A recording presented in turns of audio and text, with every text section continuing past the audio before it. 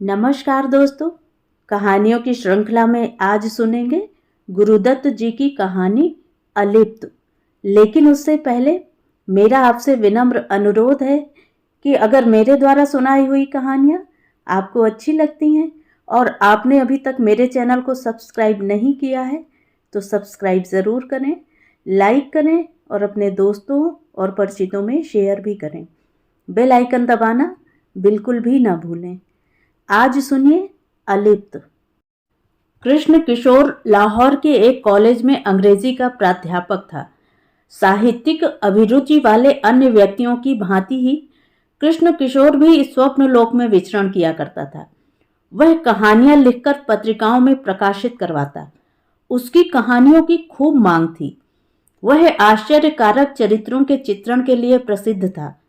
जिस प्रकार उसका अपनी लेखनी पर अधिकार था, वैसी ही उसकी वाणी भी थी, और जब कभी उसको अपने मन भावने लेखकों के विषय पर बोलने का अवसर मिलता, तब वह उस लेखक के मुख्य मुख्य चरित्रों का चित्रण विस्तार पूर्वक करता। एक दिन कालिदास की शकुंतला का चित्रण उसने अपनी कक्षा में प्रारंभ किया। निलीमित नयन वह बोलता ही गया। उसके द्वारा किया गया शकुंतला की सुंदरता का वर्णन बहुत ही रोचक था। उसने शिख से लेकर नख तक शकुंतला के सौंदर्य का वर्णन किया। इस वर्णन में पर्याप्त समय व्यतीत हो गया, किंतु उसकी वाणी में इतना माधुर्य और इतनी रोचकता थी कि पीरियड की घंटी बजने पर भी किसी छात्र ने उसका ध्यान इस ओर आकृष्ट नहीं किया। वह स्वयं तो मानो अध्यापन कक्षा में था ही नहीं। उस समय उसका मस्तिष्क सहस्त्रों वर्ष पीछे प्रागैतिहासिक युग में, जबकि कुमारिकाएं निर्भय होकर सघन वनों में भ्रमण किया करती थीं, और जब दार्शनिक गण नगरों की अपेक्षा वन्य जीवन को प्राथमिकता देते थे, विचरण कर रहा था। उसने अपने मस्तिष्क में एक आश्रम कन्या का चित्र अंकित कर लिया था, और अब कल्पना की उड़ानें भरता हुआ वह उसका चित्रण कर रहा था। यथा समय उसका चित्रण पूर्ण हुआ, और श्रोता छात्रों के साथ साथ वह स्वयं भी निलीमित नेत्रों से स्वयं निर्मित दृश्य का अवलोकन करने लगा। वह दृश्य इतना आनंददायक था कि कुछ क्षणों के लिए वह मूर्छना लोक में विचरण करने लगा। छात्र भी इतने मंत्रमुग्ध से हो गए थे कि अपने अपने स्थानों पर मानो उन्हें स्थिर कर दिया गया हो, इस प्रकार वे निश्चल बैठे हुए थे। कुछ ही क्षणों में कृष्ण किशोर ने अपने नेत्रों को खोला और अध्यापन कक्षा एवं छात्रों की वहां उपस्थिति से उसके मस्तिष्क में अंकित वह काल्पनिक दृश्य तिरोहित होने लगा।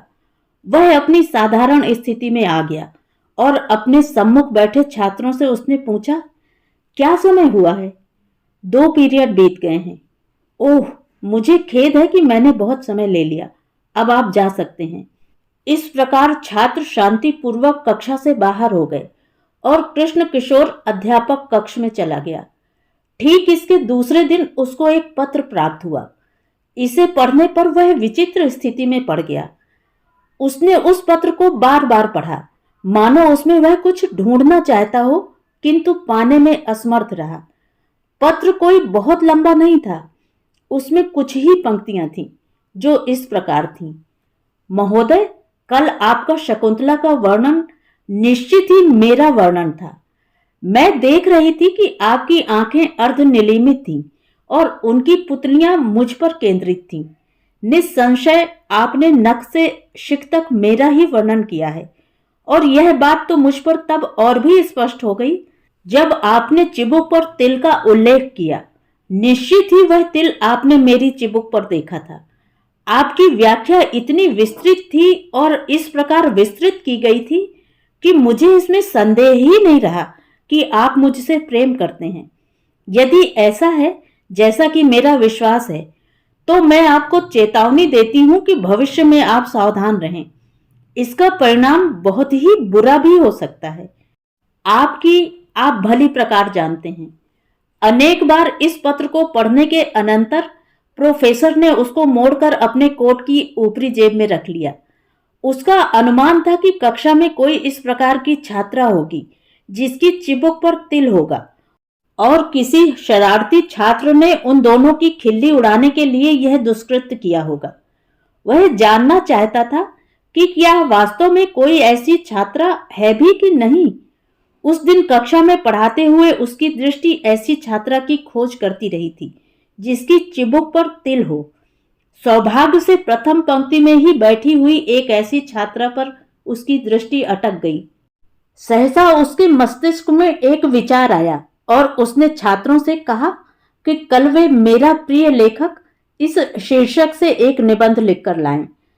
इस प्रकार दूसरे दिन उसने घर पर संशोधनार्थ ले जाने के लिए सबकी कॉपियां एकत्रित की। इसमें उसने उस छात्रा की कॉपी विशेष ध्यान से रखी जिसकी चिबुक पर उसने तिल देखा था। उसे यह देखकर विस्मय हुआ कि कॉपी देते समय छात्रा कांप रही थी। कॉपियां एकत्रित करने के बाद उसने छात्रों से कहा कि उनमें से कुछ निबंधों को वह कल कक्षा में अपनी समालोचना के साथ प्रस्तुत करेगा। घर पर जाकर उसने इस रहस्यमय पत्र का लेख और उस छात्रा के लेख को मिलाया।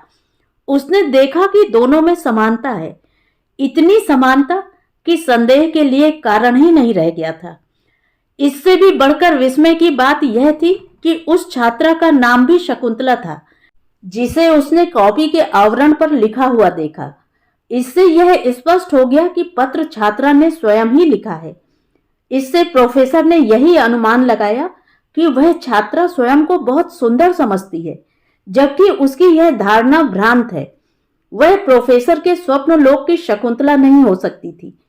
अगले दिन पूर्व निश्चयानुसार उसने अपनी समालोचना के साथ कुछ निबंधों को कक्षा में पढ़कर सुनाया। उसमें शकुंतला का निबंध भी सुनाया और उसकी इतनी कटु आलोचना की कि शकुंतला की आंखों में आंसू भर आए। प्रोफेसर ने भी उन आंसुओं को देखा और इससे उसके विचार कुछ और ही बन गए। उसने अनुमान लगाया कि वह छात्रा समझती होगी क्योंकि मैं उससे प्यार करता हूं, अतः मैं कक्षा में उसके निबंध की भूरी भूरी प्रशंसा करूंगा। किंतु अब उसके विपरीत बात देखकर उसे आघात पहुंचा है और उसके परिणाम स्वरूप उसकी आंखों में आंसू भर आए हैं। इससे प्रोफेसर ने अनुमान लगाया कि वह छात्रा स्वयं उसे प्यार करती होगी और उसके विचारों को उकसाने के लिए ही उसने वह पत्र भेजा होगा। अब ये आंसू उसकी निराशा के सूचक हैं। जब उसने अपने मन में इस विषय पर इस प्रकार विचार किया तो उसको सांत्वना मिली। कुछ भी हो, वह उसको प्यार नहीं कर सकता था क्योंकि वह उसके स्वप्नों की रानी नहीं थी। उसी दिन सायंकाल जब वह कॉलेज से घर जा रहा था, उसने देखा कि उसी मार्ग से वह लड़की अकेली जा रही है। उसने अपनी साइकिल कुछ तेज की और जब वह उसके निकट पहुंच गया तो उससे बोला, शकुंतला, यह लो तुम्हारा पत्र। शकुंतला ने विस्मय से उसकी ओर देखा और बोली, कौन सा पत्र? मैं इस विषय में कुछ नहीं जानती। कुमारी जी, असत्य भाषण मत कीजिए। यह पत्र वापस लीजिए और यह भी जान लीजिए कि आपको यह भ्रांति हो गई थी कि आप मेरी शकुंतला का उदाहरण हो सकती हैं। पर मैंने तुम्हारे विषय में कभी इसके अतिरिक्त अन्य कोई विचार ही नहीं किया कि तुम केवल मेरी शिष्या हो। शकुंतला अभी भी विस्फारित नेत्रों से उसे निहार रही थी।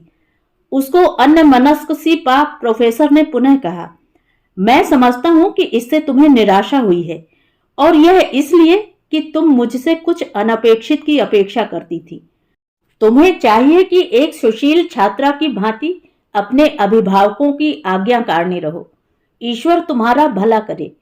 इतना कह उसने वह पत्र उसके सम्मुख फेंका और अपनी साइकिल पर सवार होकर आगे बढ़ गया।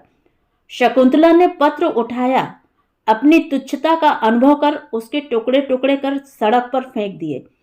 प्रोफेसर किशोर अपनी साइकिल पर घर की ओर जाता हुआ गुनगुना रहा था, उन्मुक्त विहग की नाई रहूं मैं भी अलिप्त इस भव बंधन से।